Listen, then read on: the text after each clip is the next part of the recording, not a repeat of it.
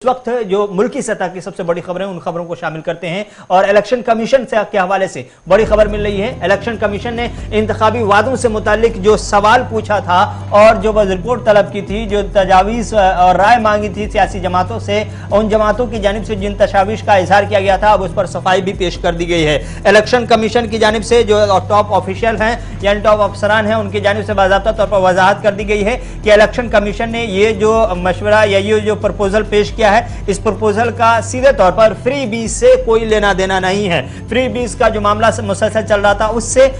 Election commission के proposal का कोई लेना देना नहीं है। बस सवाल सिर्फ और सिर्फ इलेक्शन कमीशन का इतना है कि सियासी पार्टियां जो अपने इंतखाबी मंशूर में आवाम से बड़े बड़े वादे करती हैं, उन वादों को पूरा कैसे करेगी, पैसे कहां से आएंगे, किस तरह से पैसे पूरा करके उसे जमीन पर अमलाया जाएगा और जमीन पर नाफिज किया जाएगा। सिर्फ इतना बड़ा सवाल था और इसको किसी और एंगल देने की या किसी और नजर से देखने की जरूरत नहीं, चाहे वो फ्री बीज का मामला हो या कोई और मामला हो। लेकिन सरकार की जानिब से एक तरफ जहां ये कहा जा रहा है कि इलेक्शन कमीशन की प्लान को हम वेलकम करते हैं, वहीं दूसरी जानिब मरकजी वजीर कानून किरण रिजिजू ने साथ ही साथ ये भी कह दिया है कि हम मुसलसल इलेक्शन कमीशन से राब्ते में इस सिलसिले में और बाकायदा तौर पर कोशिश कर रहे हैं कि इस पूरे मामले में जो लीगल एड हो सकता है, लीगलिटी हो सकती है, जो कवानीन के ज़ाब्ते हो सकते हैं, उन तमाम ज़ाब्तों को फॉलो करने के लिए उनकी मदद कर सके और उसके हिसाब से बाकायदा तौर पर एक रोड मैप तैयार किया जा सके, जिसके बाद पता चले कि पॉलिटिकल पार्टियां जो बाकायदा तौर पर अपने वादे करती हैं इलेक्शन के मैनिफेस्टो में, इंतखाबी मंशूर में,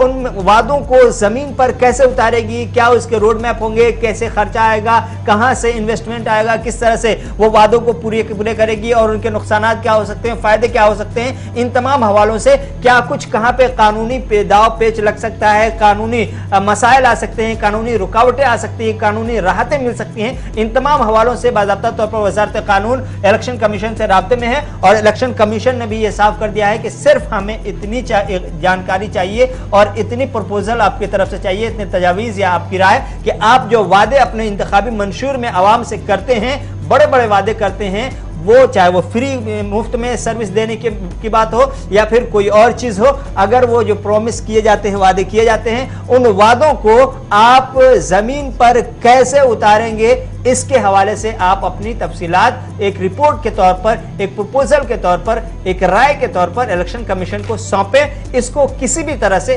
फ्री बीज का जो मामला चल रहा है उससे जोड़ने की जरूरत नहीं है।